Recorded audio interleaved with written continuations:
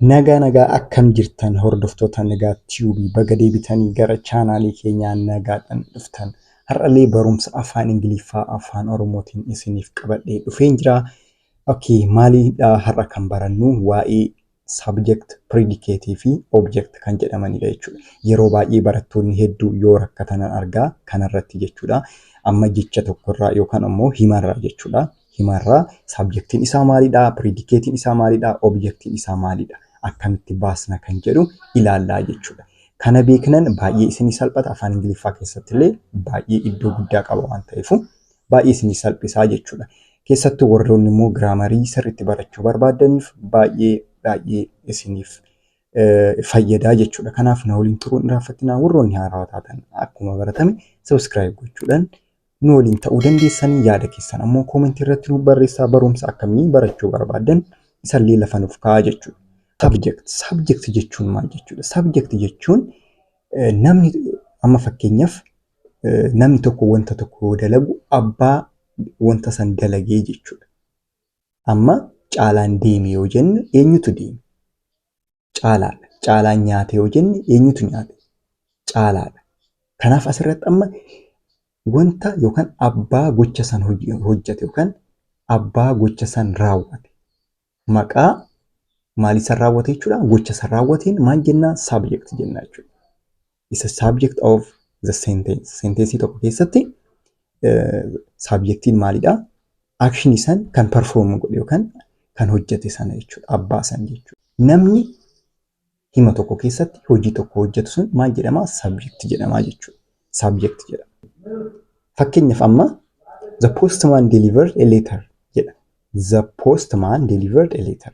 Amma as keessatti postman jechuun nama poostaa iddoo tokko qabee gara iddoo biraa deemu jechuudha. Kan geejjibu. Deliver gochuun yaa geejjibuudha. Iddoo tokko gara iddoo biraa. Letter asirratti xalayaa jechuudha. Xalayaa kan gara iddoo tokkooti gara iddoo biraa qabee deemuuf jechuudha asirratti. Kanaafuu the postman delivered a letter kan jedhu irratti subjectiin isaa maalidha? Amma laala. Asirratti the sentence is performed to show the action of the person. Kanaafuu postmaniin asirratti maalidha jechuudha? Subjectii jechuudha. Subjectii maalii kanaati? Hima kanaati. Maaliif subjectii hima kanaa ta'e? Isaa jechuudha. Kan hojii kana hojjete, kan deliver godhe, kan xalayaa kana deliver godhe eenyudha? Postmanii kan jedhamu kanaa jechuudha. Lammaffaa irratti maal laallaa? Predicate kan jedhu laalla. Predicate. Predicate jechuun ammoo wanta hojjetame sanaa jechuudha. Action yookaan gocha sana. Raawwii ibsuuf jechuudha. Amma the postman delivered a letter kan jedhu irratti maal hojjetame? Deliver godhan. Deliver kan jedhu isa verb amma asirratti verbiidha yookaan gocha. Kanaafuu maalidha? Delivery is an action. Asirratti amma actionii maalidha? Deliver kan jedhudha. Kanaafuu maal jechuudha? Predicate maal ta'a jechuudha? Predicatein delivered kan jedhu ta'a jechuudha. Delivery. Kanaafuu predicatein delivered kan jedhu kana ta'a jechuudha. Okay, inni biraa immoo object. Objectiin ammoo maalidha? Kan irratti hojjetamu wanta tokko. Kan irratti hojjetamu jechuudha. Okay, object jechuun ammoo kan hojii sun irratti hojjetamu jechuudha. Amma abbaa hojjetu beeknee jira. Subjectidha. Abbaan raawwii sana hojjetu maal jedhamee waamama? Subject jedhamee waamama. Wanti hojiin hojjetamu sun ammoo gochi hojjetamu sun ammoo maal jedhama?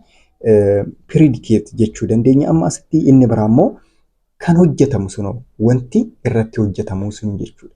Gochi ni jira, abbaan hojjetu ni jira, wanti hojjetamu tokko immoo ni jira. Amma asirratti postmaniin kun xalayaa yoo geessu maalidha kan irratti hojjetame? Asirratti amma maal geesse? Xalayaa geesse. Maaliifi amma asirratti xalayaan maal ta'a jechuudha? Objectii ta'a jechuudha. Maaliif objectiin wanta hojjetame sana ibsuuf kan nu gargaaru waan ta'eef jechuudha. A letter is the object of the sentence. Kanaafuu leetariin yookaan xalayaan maalidha jechuudha? Objectii nu ta'a jechuudha. Amma yeroo tokko irratti ni deebi'a. Sentensii tokko keessatti yookaan hima tokko keessatti predicate, subjectii fi objectii adda baasuu barbaanne tokkoffaa irratti subjectiin maalidha? Abbaa raawwii sana raawwatudha. Inni biraa immoo predicate kan jedhamu immoo raawwiidha yookaan gocha. Kan irratti raawwatamu immoo object jedhama. Kana addaan naa baafadhaa. Kan raawwiin irratti raawwatamu object jedhama. Asirratti the postman delivered a letter. Kan raawwii raawwate eenyu? Postman. Postmanidha jechuudha. So the postman is known as the subject of the sentence. Inni biraa delivered jedha. Delivered. Delivering asirratti maali? Action. Delivery is an action here. So maal goona jechuudha? Deliver kan jedhu kun predicate ta'a.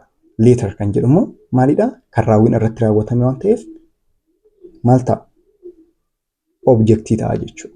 Kanuma baay'ee haala salphaadhaan isinitti agarsiise natti fakkaata. Bifa adda addaatiin isinii dhufuu danda'a garuu haala gabaabaadhaan akkanatti ibsuun ni danda'ama jechuudha. Egaa kanumaa viidiyoon keenyaarraa akka irraa fayyadamtan abdiin qabaa. Bakkuma jirtanitti nagaanaaf ta'a.